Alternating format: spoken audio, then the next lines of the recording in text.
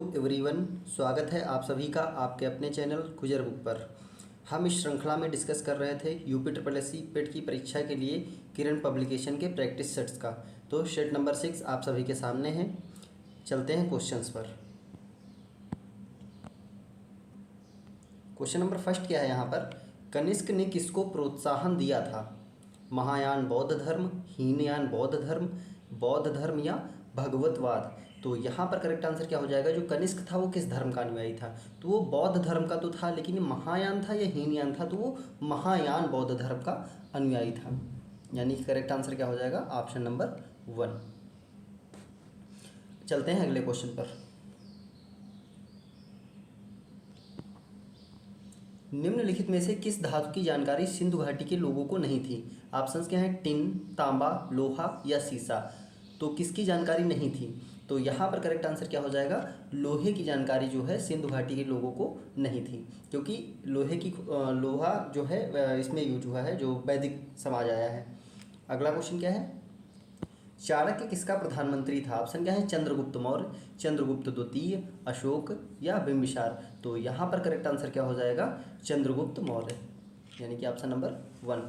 और क्वेश्चन पूछा जाता है अर्थशास्त्र किसने लिखा है? अर्थशास्त्र तो ये किसने लिखा है, चाणक्य ने। और इसमें राजनीति के बारे में बताया गया है। कई बार कन्फ्यूजन हो जाता है कि अर्थशास्त्र तो अर्थशास्त्र के बारे में नहीं, इसमें राजनीति के बारे में बताया गया है। अगला क्वेश्चन क्या है, उस मुगल महारानी का नाम लिखिए जिसका नाम सभी मुगल फरमानों तथा सिक्कों पर लिखा जाता था। ऑप्शंस क्या है, नूरजहां, मरियम मकानी, मुमताज महल, इनमें से कोई नहीं। तो यहाँ पर करेक्ट आंसर क्या हो जाएगा, नूरजहां, यानी कि ऑप्शन नंबर 1। अब क्वेश्चन ये भी पूछा जाता है कि नूरजहां का वास्तविक नाम क्या था? कई बार पूछा गया है। तो इनका वास्तविक नाम था मेहरुन्निसा।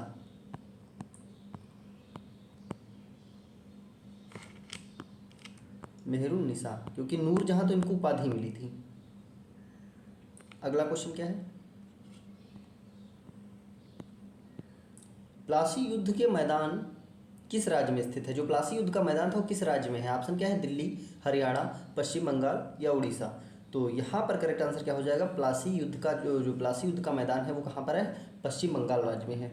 और प्लासी का युद्ध कब हुआ था, 1757 में हुआ था, 1757। और किसके किसके बीच में हुआ था? तो ये अंग्रेजों और भारत की तरफ से कौन नेतृत्व कर रहा था, सिराजुद्दौला, सिराजुद्दौला।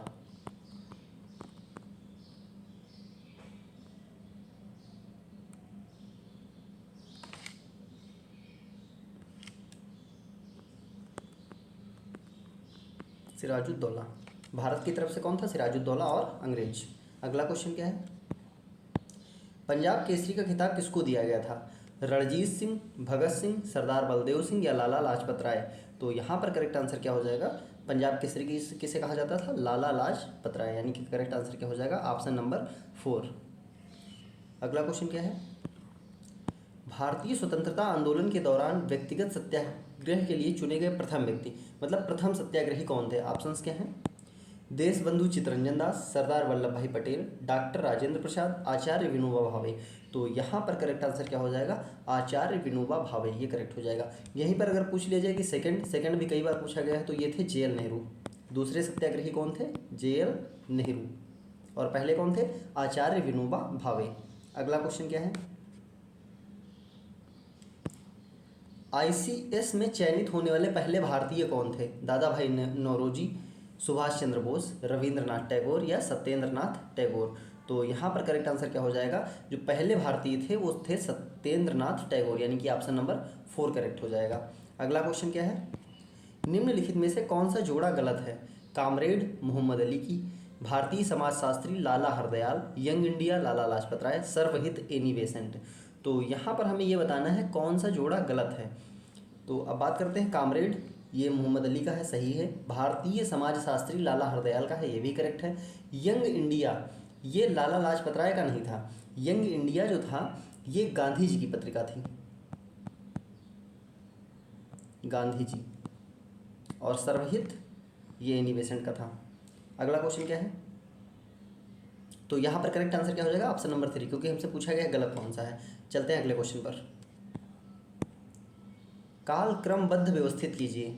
ऑप्शंस क्या हैं, पहले देख लेते हैं घटनाएं क्या हैं। Cabinet mission, Cripps mission, Montagu Chelmsford reforms, Minto Morley reforms.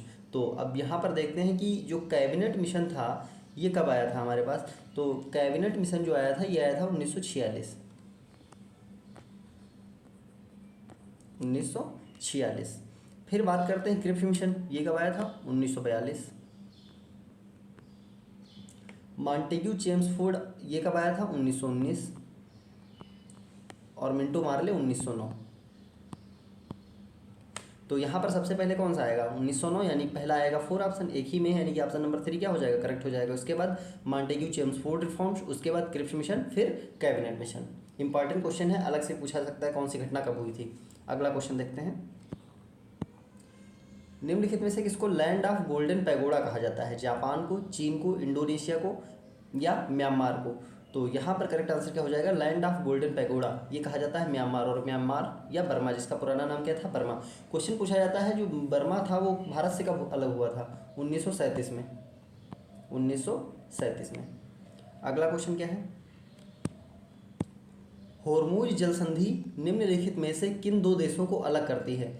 Option क्या है, बहरीन एवं कतर, ईरान एवं संयुक्त अरब अमीरात, ओमान एवं संयुक्त अरब अमीरात, ईरान व ओमान। तो यहाँ पर क्वेश्चन क्या पूछा गया है, होर्मुज जल संधि, तो ये अलग करती है ईरान और ओमान को, यानी करेक्ट आंसर क्या हो जाएगा ऑप्शन नंबर 4। जैसे पूछा जाता है भारत और श्रीलंका को पाक जल संधि अलग करती है। ठीक है, अगला क्वेश्चन क्या है,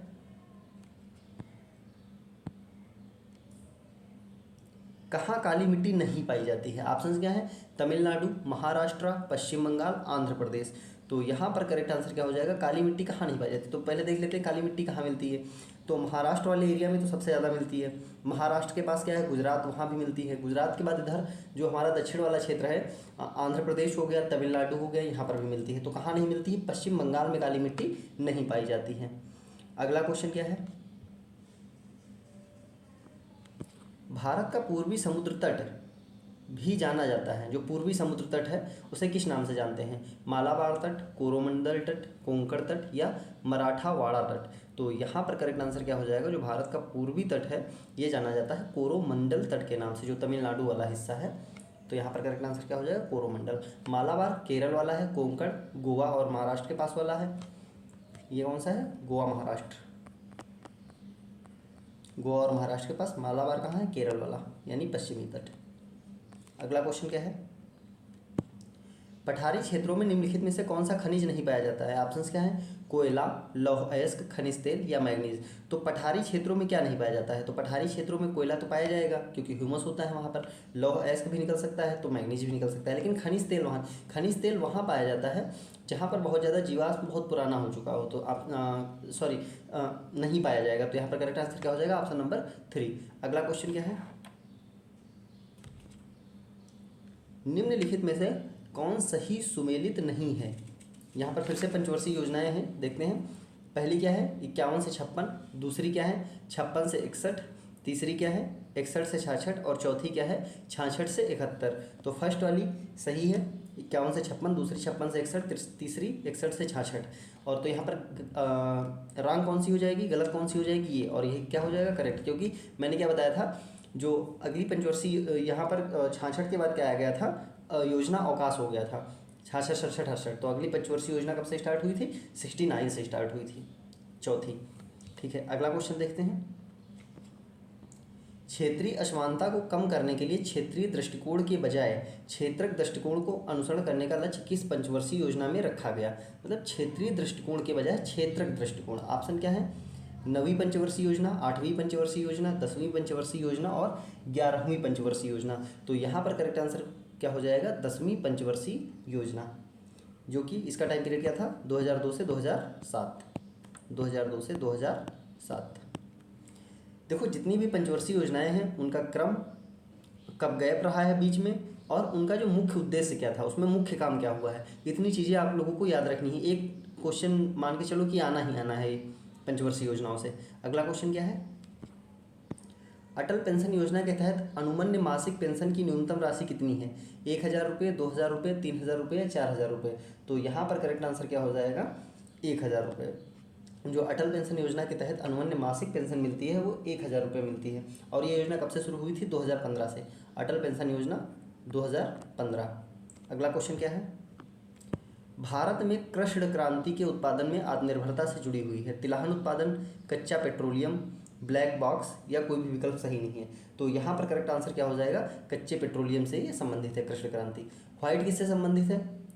श्वेत क्रांति, ये दुग्ध उत्पादन से संबंधित है। ठीक है। अगर बात कर लेते हैं भूरी क्रांति, भूरी किससे संबंधित है? तो भूरी क्रांति संबंधित है उर्वरक से।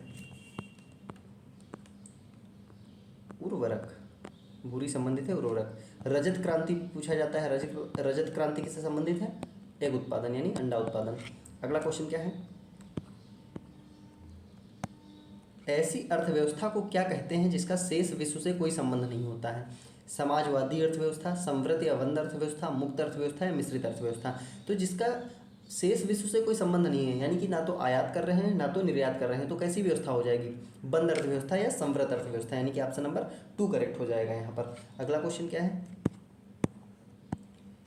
एक राज्य का राज्यपाल विधानमंडल द्वारा निर्वाचित होता है, प्रधानमंत्री द्वारा मनोनीत होता है, भारत के मुख्य न्यायाधीश द्वारा नियुक्त होता है, राष्ट्रपति द्वारा नियुक्त होता है। तो यहाँ पर करेक्ट आंसर क्या हो जाएगा? जो राज्य का राज्यपाल होता है ये राष्ट्रपति द्वारा नियुक्त होता है और ये राज्य का प्रथम नागरिक होता है। अगला क्वेश्चन क्या है? लोकसभा में अनुसूचित जाति व अनुसूचित जनजाति के लिए आरक्षित स्थानों की संख्या क्या है? ऑप्शंस क्या हैं? 69, 30, 79, 40, 89 व 50। तो यहाँ पर करेक्ट आंसर क्या हो जाएगा? हमसे पूछा गया है लोकसभा में अनुसूचित जाति व अनुसूचित जनजाति। तो यहाँ पर करेक्ट आंसर हो जाएगा ऑप्शन नंबर 2 यानी 79 और 40। अगला क्वेश्चन क्या है? भारतीय संविधान का अनुच्छेद 15 में क्या बताया गया है? राष्ट्रपति, सर्वोच्च न्यायालय, प्रधानमंत्री, समान अधिकार। तो यहाँ पर करेक्ट आंसर क्या हो जाएगा? Option number 4। यहाँ पर ऑप्शन ही ऐसे दिए हैं कि ऐसे ही कर सकते हो, क्योंकि आर्टिकल 15 14 से 12 से किसके बीच आएगा? 35 के बीच। और उसमें क्या बताए गए हैं? हमारे जो मौलिक अधिकार हैं। तो यहाँ पर किसकी बात की जाएगी? समान अधिकार की। अगला क्वेश्चन क्या है? संविधान के किस संशोधन द्वारा मूल कर्तव्यों को जोड़ा गया था? क्वेश्चन कई बार रिपीट हुआ है ये। ऑप्शंस क्या है? 42वां, 43वां, 44वां या 45वां। तो यहाँ पर करेक्ट आंसर क्या हो जाएगा? ऑप्शन नंबर 1 यानी 42वां। और ये कब हुआ था? 1976। बहुत बार हो चुका है क्वेश्चन। अगला क्वेश्चन क्या है? एक ग्राम पंचायत कई छोटे क्षेत्रों में बटी हुई होती है, ये क्षेत्र क्या कहलाते हैं? ग्राम, कस्बा, वार्ड, कोई विकल्प सही नहीं है। तो यहाँ पर करेक्ट आंसर क्या हो जाएगा? जो ग्राम पंचायत छोटे छोटे क्षेत्रों में बटी रहती है उनको क्या कहते हैं? वार्ड कहते हैं, यानी कि ऑप्शन नंबर 3 करेक्ट हो जाएगा। अगला क्वेश्चन क्या है? ऑटोमोबाइल में पीछे का ट्रैफिक देखने के लिए किस प्रकार का दर्पण प्रयुक्त किया जाता है? तो पीछे का हमें देखना है। ऑप्शंस क्या है? अवतल दर्पण, समतल उत्तल दर्पण या समतल या उत्तल। तो यहाँ पर करेक्ट आंसर क्या हो जाएगा? हम उत्तल दर्पण का यूज करते हैं, यानी कि ऑप्शन नंबर 4 करेक्ट हो जाएगा। ठीक है। अगला क्वेश्चन क्या है? निम्नलिखित में से किस विकिरण में सबसे कम तरंग दैर्ध्य होता है? मतलब किस जो कौन से विकिरण है जिसका तरंग दैर्ध्य सबसे कम होता है? ऑप्शंस देखते हैं। एक्स किरणें, अल्फा किरणें, गामा किरणें या बीटा किरणें। तो यहाँ पर करेक्ट आंसर क्या हो जाएगा? एक्स किरणें, यानी कि ऑप्शन नंबर 1। इसमें क्या होता है? सबसे कम होता है। इसीलिए एक्सरे किरणों का यूज किसमें किया जाता है? एक्सरे करने में, ताकि ये ज़्यादा हानि ना पहुँचाए शरीर को। अगला क्वेश्चन क्या है? एक्सामिथाइलिन, डायामाइन और एडिपिक एसिड के संघनन से प्राप्त पॉलीमर क्या होता है? हेक्सामिथाइलिन, डायामाइन और एडिपिक एसिड के संघनन से प्राप्त पॉलीमर क्या होता है? तो यहाँ पर करेक्ट आंसर क्या हो जाएगा? ऑप्शन देख लेते हैं। नायलॉन 66, टेरिलिन, टॉलेंस और बेकेलाइट। तो यहाँ पर करेक्ट आंसर क्या हो जाएगा? नायलॉन 66। अगर ये चीज़ें आप लोग पढ़ेंगे, केमिस्ट्री का चैप्टर है ये, तो उसमें ये मिल जाएगा। हेक्सामिथाइलिन, डायामाइन, एडिपिक एसिड के संघनन से क्या मिलेगा? नायलॉन 66 मिलता है। अगला क्वेश्चन क्या है? 5% वाले एथेनॉल को क्या कहते हैं? तनु एल्कोहल, पावर एल्कोहल, परिशोधित स्प्रिट या परिशुद्ध एल्कोहल। तो यहाँ पर करेक्ट आंसर क्या हो जाएगा? इसको कहते हैं परिशोधित स्प्रिट, यानी कि ऑप्शन नंबर 3 करेक्ट हो जाएगा यहाँ पर। अगला क्वेश्चन क्या है? निम्नलिखित में से कौन सा जोड़ा सही है? द्वितीयक उपभोक्ता घास, अपघटक बैक्टीरिया, उत्पादक हिरण, प्राथमिक उपभोक्ता तेंदुआ। तो यहाँ पर कौन सा सही है ये बताना है। तो उपभोक्ता घास तो उत्पादक में आती है, तो ये गलत हो जाएगा। अपघटक बैक्टीरिया, यही क्या हो जाएगा, करेक्ट हो जाएगा, क्योंकि अपघटक का काम कौन करता है, बैक्टीरिया। उत्पादक हिरण, तो हिरण तो उपभोक्ता है, ये भी गलत। प्राथमिक उपभोक्ता तेंदुआ नहीं, तेंदुआ प्राथमिक उपभोक्ता। प्राथमिक उपभोक्ता में शाकाहारी आते हैं, लेकिन तेंदुआ क्या है, मांसाहारी होता है। अगला क्वेश्चन क्या है, जिसे करना बहुत कठिन हो के लिए एक शब्द होगा। दुष्कर, पुष्कर, दुर्जेय या दुराग्रह। तो यहाँ पर करेक्ट आंसर क्या हो जाएगा, जिसे करना बहुत कठिन हो तो वो हो जाएगा दुष्कर, यानी कि ऑप्शन नंबर फर्स्ट। और दुराग्रह क्या होता है कि किसी अनुचित बात के लिए आग्रह करना, उसको क्या बोलते हैं, दुराग्रह। ठीक है। और दुर्जेय, जिसे जीतना कठिन हो। दुर्जेय का मतलब क्या हो जाएगा, जिससे जीतना कठिन हो। दुराग्रह का मतलब क्या हो जाएगा, किसी अनुचित बात के लिए आग्रह करना। अगला क्वेश्चन क्या है, मैंने यह काम कर लेना चाहिए वाक्य में अशुद्ध अंश है। मैंने या यह, सेकंड थर्ड क्या है, काम कर लेना चाहिए। तो यहाँ पर क्या है, मैंने यह काम कर लेना चाहिए, कैसे बोलते हो, मुझे यह काम कर लेना चाहिए। तो अशुद्ध क्या हो जाएगा, मैंने, यानी कि फर्स्ट ऑप्शन। अगला क्वेश्चन क्या है, काला अक्षर भैंस बराबर लोकोक्ति का सही अर्थ है। ऑप्शंस क्या है, पढ़ा लिखा ना होना, पढ़ा लिखा होना, विद्वान होना, मूर्ख होना। तो काला अक्षर भैंस बराबर यानी कि मूर्ख होना। तो यहाँ पर करेक्ट आंसर क्या हो जाएगा, या काला अक्षर भैंस बराबर को मूर्ख होने से बेटर है कि पढ़ा लिखा ना होना। यहाँ पर ज़्यादा करेक्ट कौन सा हो जाएगा, ऑप्शन नंबर 1, क्योंकि पढ़े लिखे ना होने के सेंस में प्रयोग किया जाता है काला अक्षर भैंस बराबर। अगला क्वेश्चन क्या है, निम्नलिखित में से स्त्रीलिंग का कौन सा युग्म सही है। स्त्रीलिंग, जो इसमें दोनों शब्द क्या हो, स्त्रीलिंग हो। आंचल, आंधी, कांति, कौतूहल, आदित्य, अंतिका और आत्मा, पुस्तक। तो यहाँ पर करेक्ट आंसर क्या हो जाएगा, जिसमें दोनों, तो आत्मा, आत्मा क्या है, आत्मा पुल्लिंग हो जाती है, पुस्तक क्या है, स्त्रीलिंग है। ठीक है। अब इसमें आदित्य पुल्लिंग हो जाएगा, तो ये भी गलत, ये भी गलत। कांति, कौतूहल, तो यहाँ पर कौतूहल क्या है, पुल्लिंग है, तो ये भी गलत हो जाएगा। आंचल और आंधी, ये दोनों क्या हैं, ये दोनों स्त्रीलिंग हैं, तो करेक्ट आंसर क्या हो जाएगा, ऑप्शन नंबर 3। अगला क्वेश्चन क्या है, प्रतिदिन में कौन सा समास है। ऑप्शंस क्या है, तत्पुरुष समास, द्वंद्व समास, अव्ययी भाव समास या कर्मधारय समास। तो यहाँ पर करेक्ट आंसर क्या हो जाएगा, प्रतिदिन। तो इसमें आ जाएगा अव्ययी भाव समास, क्योंकि प्रति क्या है, एक अव्यय है। अगला क्वेश्चन क्या है,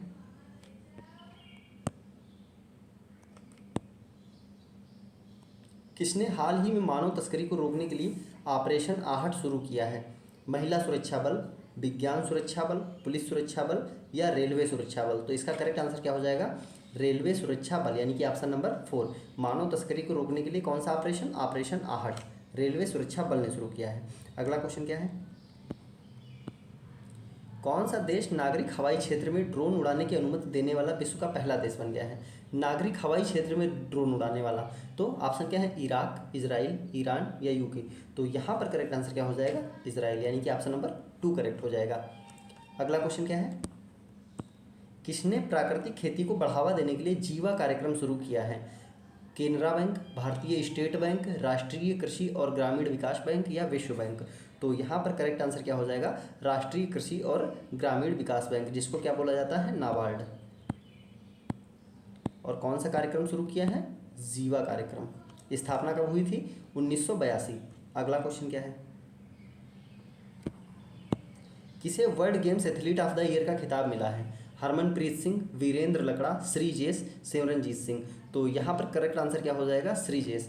ये भारतीय हॉकी टीम के क्या हैं, गोलकीपर हैं, गोलकीपर हॉकी के।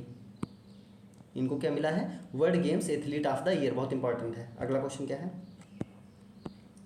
किसके द्वारा एटलस क्षुद्र ग्रह ट्रैकिंग सिस्टम 24 घंटे पूरे अंतरिक्ष को स्कैन करने में सक्षम पहला सिस्टम बन गया है। नासा, इसरो, डीआरडीओ या ईसा। यहाँ पर हमें ये बताना है कि एटलस क्षुद्र ग्रह ट्रैकिंग सिस्टम 24 घंटे पूरे अंतरिक्ष को स्कैन करेगा। तो इसका करेक्ट आंसर क्या हो जाएगा यहाँ पर, नासा, यानी कि ऑप्शन नंबर 1। अगला क्वेश्चन क्या है, भारत के कौन से स्कीयर ने शीतकालीन ओलंपिक के उद्घाटन समारोह के दौरान 4 सदस्यीय भारतीय दल की अगुवाई की है। ऑप्शन क्या है, मोहम्मद आरिफ खान, संजय वर्मा, संदीप शर्मा, संजीत मेहता। तो यहाँ पर जो अभी शीतकालीन ओलंपिक हुए थे, जो कि कहाँ हुए, बीजिंग, चाइना में। ये भी क्वेश्चन इंपॉर्टेंट है कि ये शीतकालीन ओलंपिक कहाँ है, कहाँ हुए, बीजिंग, चाइना। और इसमें जो भारतीय दल था उसकी अगुवाई किसने की थी? मोहम्मद आरिफ खान ने की थी। अगला क्वेश्चन क्या है? सौभाग्य योजना के तहत सौर आधारित स्टैंड अलोन सिस्टम के माध्यम से घरों का विद्युतीकरण में कौन सा राज्य पहले स्थान पर रहा? ऑप्शन क्या है? केरल, महाराष्ट्र, पंजाब, राजस्थान। यहाँ पर यह बताना है जो सौभाग्य योजना चल रही इसके तहत सौर आधारित जो स्टैंड अलोन सिस्टम के माध्यम से घरों के विद्युतीकरण में पहले स्थान पर कौन सा राज्य, मतलब सबसे ज़्यादा कहाँ पर किए गए हैं? तो इसका करेक्ट आंसर क्या हो जाएगा? राजस्थान, यानी कि ऑप्शन नंबर 4 करेक्ट हो जाएगा। अगला क्वेश्चन क्या है? राष्ट्रपति एर्दोगन ने तुर्की देश का नाम बदलकर क्या कर दिया है? ऑप्शन क्या है? तुर्किस, तुर्की, तुर्कीम या तुर्किन। तो यहाँ पर करेक्ट आंसर क्या हो जाएगा इसका? तुर्की। और इसकी राजधानी क्या है? अंकारा। कैपिटल भी इसकी इंपॉर्टेंट है, अंकारा। अगला क्वेश्चन क्या है? ग्लोबल एंटरप्रेन्योरशिप मॉनिटर 2021-22 रिपोर्ट में भारत का कौन सा स्थान रहा? तो किस रिपोर्ट के बारे में पूछा गया है? Global entrepreneurship monitor report. इसमें भारत का कौन सा स्थान रहा है? ऑप्शन क्या है? पहला, दूसरा, चौथा और तीसरा। तो यहाँ पर करेक्ट आंसर क्या हो जाएगा? चौथे नंबर पर। भारत की क्या रैंकिंग रही? चौथा। अगला क्वेश्चन क्या है? किस बैंक के एमडी और सीईओ संदीप बख्शी को business standard banker of the year 2020-21 चुना गया है? ऑप्शन क्या है? Canara bank, IndusInd bank, ICICI bank या यस बैंक। तो यहाँ पर करेक्ट आंसर क्या हो जाएगा? जो आईसीआईसीआई बैंक है इसके जो सीईओ हैं और एमडी हैं कौन है? संदीप बख्शी। इनको क्या चुना गया है? Business standard banker of the year. तो करेक्ट आंसर क्या हो जाएगा? ऑप्शन नंबर 3, यानी ये किसके हैं? ICICI bank. अगला क्वेश्चन क्या है? सेना द्वारा प्रशासन तथा न्यायपालिका को अपने नियंत्रण में लेने के बाद लागू कायदे कानून को कहते हैं? ऑप्शंस क्या है? तख्ता पलट, हड़ताल, मार्शल लॉ या राजनीतिक बंदी। तो यहाँ पर करेक्ट आंसर क्या हो जाएगा? जो सेना के कानून होते हैं उसको क्या बोलते हैं? Martial law. अगला क्वेश्चन क्या है? इसके लिए उनकी स्पेशल कोर्ट होती है। निम्नलिखित में से कौन किसी लोकतांत्रिक देश की सबसे महत्वपूर्ण राजनीतिक संस्था है? महत्वपूर्ण राजनीतिक संस्था है। ऑप्शन क्या है? राष्ट्रपति, संसद, प्रधानमंत्री या मंत्री परिषद। तो यहाँ पर करेक्ट आंसर क्या हो जाएगा? निम्नलिखित में से कौन किसी लोकतांत्रिक देश की सबसे महत्वपूर्ण राजनीतिक संस्था है? तो यहाँ पर करेक्ट आंसर क्या हो जाएगा? प्रधानमंत्री। अगला क्वेश्चन क्या है? सॉरी, यहाँ पर हाँ प्रधानमंत्री करेक्ट होगा यहाँ पर, ठीक है। अगला क्वेश्चन क्या है? निम्नलिखित में से कौन राष्ट्रपति के चुनाव में हिस्सा नहीं लेते हैं? ऑप्शंस क्या है? दोनों सदन के चुने हुए सदस्य, विधानसभा के चुने हुए सदस्य, दिल्ली तथा पुदुचेरी विधानसभा के चुने हुए सदस्य या विधानसभा के नामांकित किए गए सदस्य। तो यहाँ पर हमें बताना है कि राष्ट्रपति के चुनाव में हिस्सा नहीं लेते हैं। तो यहाँ पर करेक्ट आंसर क्या हो जाएगा? दोनों सदन के चुने हुए सदस्य हिस्सा लेते हैं, विधानसभा के चुने हुए सदस्य ये भी हिस्सा लेते हैं, दिल्ली और पुदुचेरी में विधानसभा है वहाँ के भी चुने हुए सदस्य हिस्सा लेते हैं। तो कौन हिस्सा नहीं लेगा? जो विधानसभा के नामांकित किए गए सदस्य हैं वो हिस्सा नहीं लेंगे, यानी कि करेक्ट आंसर क्या हो जाएगा? Option number 4। अगला क्वेश्चन क्या है? जोग जलप्रपात किस नदी पर स्थित है? ऑप्शन क्या है? नर्मदा, कृष्णा, गोदावरी और सारावती। तो इसका करेक्ट आंसर क्या हो जाएगा? जोग जलप्रपात सारावती पर। इसी को गोरशप्पा भी कहते हैं, जोग जलप्रपात या गोरशप्पा, और इसका नाम कर दिया गया है महात्मा गांधी जलप्रपात। कहाँ किस नदी पर स्थित है? सारावती। और राज्य कौन सा है? कर्नाटक। कर्नाटक। अगला क्वेश्चन क्या है?